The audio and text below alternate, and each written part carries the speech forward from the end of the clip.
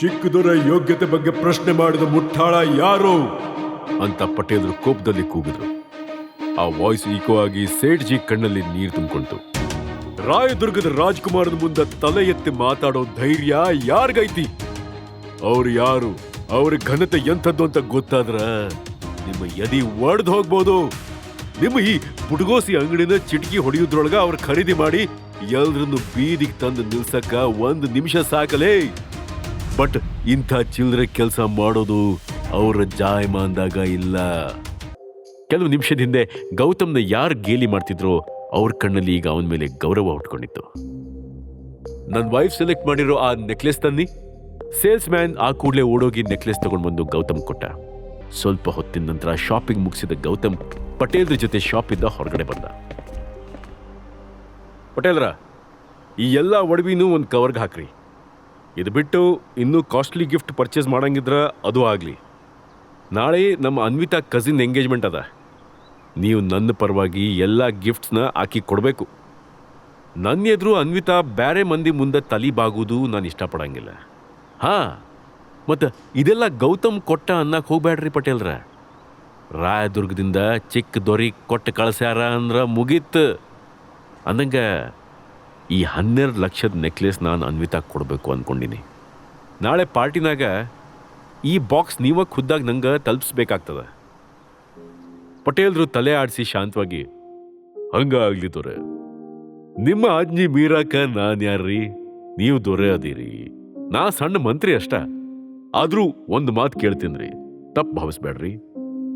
ಅನ್ವಿತಾ ನಿಮ್ಮ ಹೆಂಡತಿ ಅದಾಳ, ನೀವ್ಯಾಕೆ ಉಡುಗೊರೆನ್ ಕೊಡಬಾರ್ದು? ನೀವ್ಯಾರು ಅನ್ನೋ ಸತ್ಯ ಆಕಿ ಗೊತ್ತಾದ್ರ ತೊಂದ್ರಿ ಏನು? ಪಟೇಲ್ರ, ಯಾವತ್ತಿದ್ರೂ ಸತ್ಯ ಹೇಳಲಿಕ್ಕ ಬೇಕು. ಆದ್ರ ಇದು ಸರಿಯಾದ ಸಮಯ ಅಲ್ಲ ಅನ್ಸ್ತದ. ಸಮಯ ಬರೋ ಮಟ ನಾವು ಕಾಯ್ಲೇಬೇಕಾಗ್ತದ. ಮಾರನೇ ದಿನ ಬೆಳಿಗ್ಗೆ ಎಲ್ರೂ ರೆಡಿಯಾಗಿ ರಾಜ್ಗುರು ಬಂಗ್ಲೆಗೆ ಹೊರಟ್ರು. ಅನ್ವಿತಾ ಬ್ಲೂ ಕಲರ್ ಗೌನ್ ಹಾಕಿದ್ಲು. ಆ ಡ್ರೆಸ್ಸಲ್ಲಿ ಅವಳ ಬ್ಯೂಟಿ ಡಬ್ಬಲ್ ಆಗಿತ್ತು. ಬೊಗಸೆ ಕಣ್ಣು, ಹಾರಾಡೋ ಮುಂಗುರುಳು, ಲೈಟಾಗಿ ಹಚ್ಚಿದ ಲಿಪ್ಸ್ಟಿಕ್. ಅವಳು ಅಪ್ಸರಿಗಿಂತ ಚೆನ್ನಾಗಿ ಕಾಣ್ತಿದ್ಲು. ಗೌತಮ್ ಕಾರ್ನ ಫ್ರಂಟ್ ಮಿರರ್ ಅಡ್ಜಸ್ಟ್ ಮಾಡಿ ಕದ್ದು ಅನ್ವಿತಾನ ನೋಡ್ತಿದ್ದ. ಅವಳನ್ನ ನೋಡಿದಷ್ಟು ಅವನ ಮನಸ್ಸಿಗೆ ಏನೋ ಖುಷಿ. ಸ್ವಲ್ಪ ಹೊತ್ತಲ್ಲಿ ಅವ್ರ ಕಾರು ರಾಜ್ಗುರು ಬಂಗ್ಲೆ ಮುಂದೆ ಕಿರ್ರಂತ ಸೌಂಡ್ ಮಾಡ್ತಾ ಬ್ರೇಕ್ ಹಾಕ್ತು.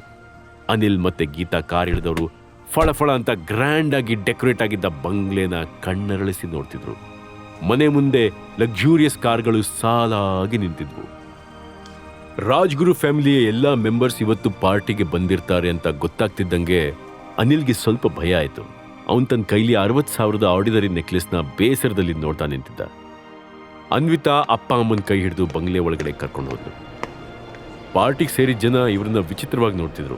ಅದರಲ್ಲೂ ಗೌತಮ್ನ ನೋಡಿ ಒಂದಿಷ್ಟು ಜನ ಗೇಲಿ ಮಾಡಕ್ಕೆ ಶುರು ಮಾಡಿದ್ರು. ಅನಿಲ್ ಮತ್ತು ಗೀತಾ ನೇರವಾಗಿ ಗಾಯತ್ರಿ ದೇವಿನ ನೋಡಕ್ಕೆ ಅವಳ ರೂಮಿಗೆ ಹೋದ್ರು.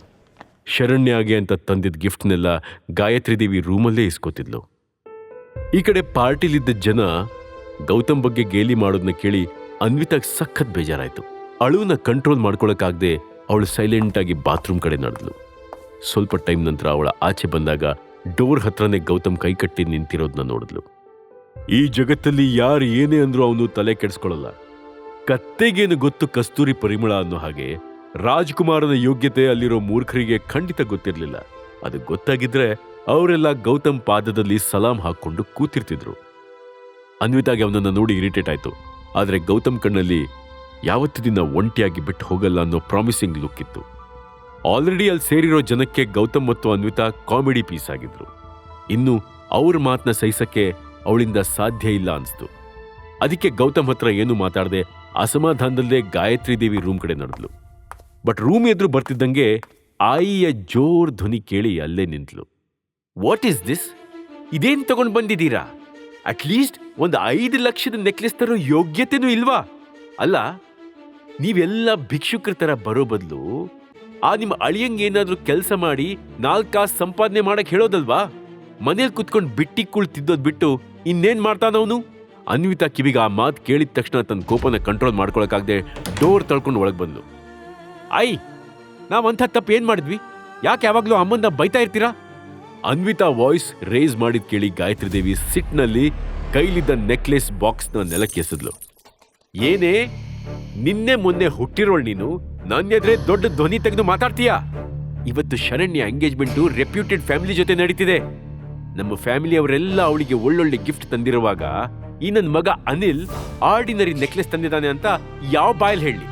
ಮರ್ಯಾದೆ ಬೇಡ್ಬೇನೆ. ಗಾಯತ್ರಿ ದೇವಿ ಕೋಪ ಎಂಥದ್ದು ಅಂತ ಗೊತ್ತಿದ್ದಿದ್ರಿಂದ ಅನಿಲ್ ಅನ್ವಿತಾನ ತಡೆಯಕ್ ಹೊರಟ.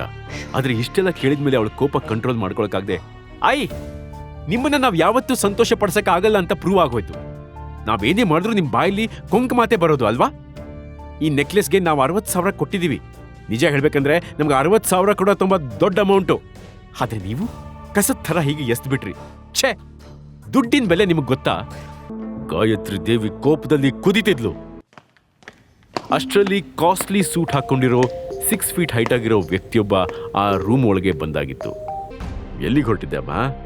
ಆಕ್ಚುಲಿ ನಾನು ಅಂತೇನು ಹೇಳಕ್ ಹೊರಟನು.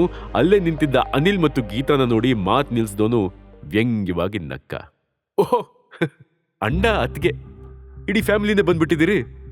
ನೀವು ಇಂಥ ಗ್ರ್ಯಾಂಡ್ ಪಾರ್ಟಿಗೆಲ್ಲ ಅದ್ಯಾವ ಮುಖ ಇಟ್ಕೊಂಡು ಬರ್ತಿರೋ ಏನೋ. ಗಾಯತ್ರಿ ದೇವಿ ಅಸಮಾಧಾನದಲ್ಲಿ, ನೋಡಿ ವೀರು, ನಿಮ್ಮಣ್ಣ ಇವತ್ತು ನಮ್ಗೆಲ್ಲ ಅವಮಾನ ಮಾಡಬೇಕು ಅಂತಾನೆ ಬಂದಿದ್ದಾನೆ. ನಮ್ಮ ಶರಣ್ಯಗೆ ಚೀಪ್ ಆಗಿರೋ 60,000 ನೆಕ್ಲೆಸ್ ತಂದಿದ್ದಾನೆ. ಮಾನ್ ಗೆಟ್ಟೋನು ಅಂತ ಕೆಳಗೆ ಬಿದ್ದಿರೋ ನೆಕ್ಲೆಸ್ ಬಾಕ್ಸ್ ಕಡೆ ಕೈ ತೋರಿಸಿದ್ಲು. ವೀರೇಂದ್ರ ವ್ಯಂಗ್ಯವಾಗಿ, ಅಯ್ಯೋ ಅಣ್ಣ, ಬರೀ 60,000 ನೆಕ್ಲೆಸ್ಸಾ? ಛೇ, ನಮ್ಮ ಶರಣ್ಯಗೆ ಇಂಥ ಗಿಫ್ಟ್ ತಗೊಳ್ಳೋ ಕಾಲ ಬಂತ?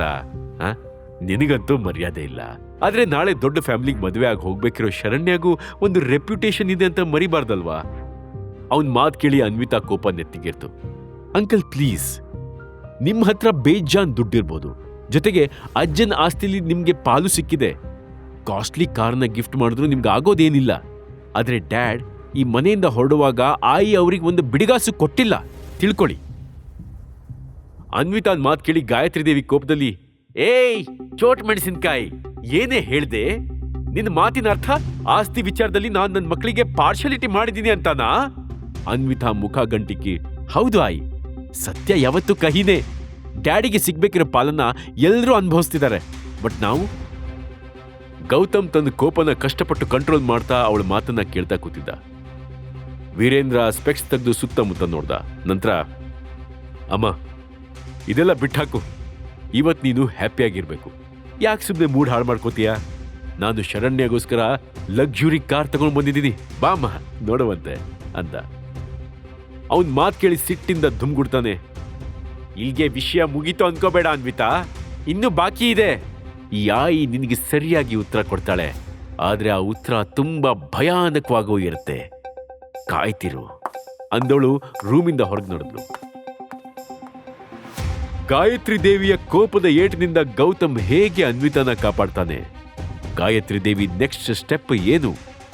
ಗೌತಮ್ ತನ್ನ ನಿಜವಾದ ಐಡೆಂಟಿಟಿನ ಪಾರ್ಟಿಲಿ ರಿವೀಲ್ ಮಾಡ್ತಾನ? ಎಲ್ಲ ಪ್ರಶ್ನೆಗೂ ಉತ್ತರ ತಿಳ್ಕೊಳ್ಬೇಕು ಅಂದ್ರೆ ಮಿಸ್ ಮಾಡದೆ ಕೇಳಿ ರಾಯಲ್ ವಾರಸ್ದಾರ ಪಾಕೆಟ್ FM ನಲ್ಲಿ. ಈಗಲೇ ಡೌನ್ಲೋಡ್ ಮಾಡಿ ಕೇಳಿ ರಾಯಲ್ ವಾರಸ್ದಾರ ಕೇವಲ ಪಾಕೆಟ್ FM ನಲ್ಲಿ.